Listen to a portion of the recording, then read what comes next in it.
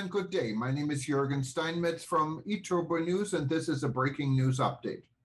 For more news updates and shows, please go to youtube.com/travel news group. youtube.com/travel news group. Here's our update. 2022 Most Powerful Passports Index exposes travel apartheid. According to the report, the travel gains seen by citizens of upper middle and high-income countries have come at the expense of lower-income nations and those deemed to be high risk in terms of security and other considerations. UK firm Henley & Partners released its latest Global Passport Ranking Index today, a study on global mobility that found that the citizens of Japan and Singapore hold the most travel-friendly passports in the world.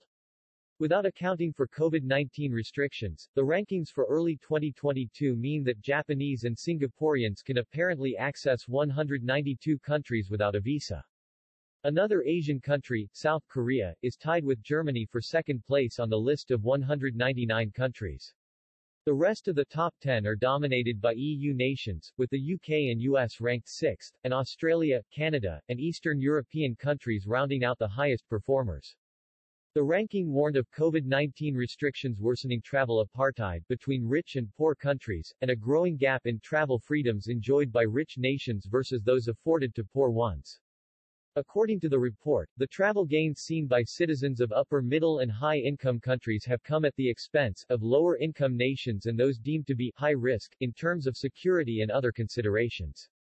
The report also said that this inequality in global mobility has been exacerbated by travel barriers over the course of the pandemic, with UN Secretary-General Antonio Guterres recently likening restrictions placed against mainly African nations to travel apartheid.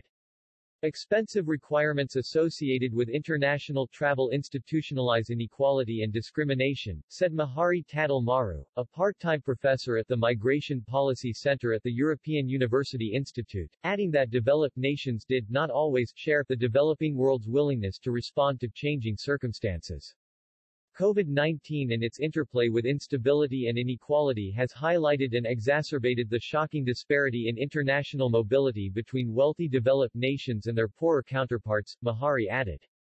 Meanwhile, the report forecast further uncertainty on travel and mobility for the rest of the year, taking into account the rise of the Omicron variant of the coronavirus.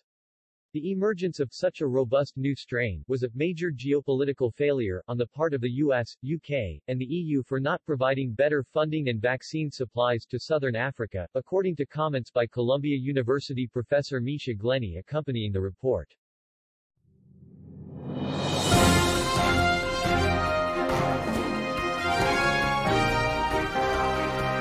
Thank you for listening to our news update. There's more on youtube.com/travel news group, or you can read us, of course, in going to our news portal at eTurboNews.com or travelnews.online.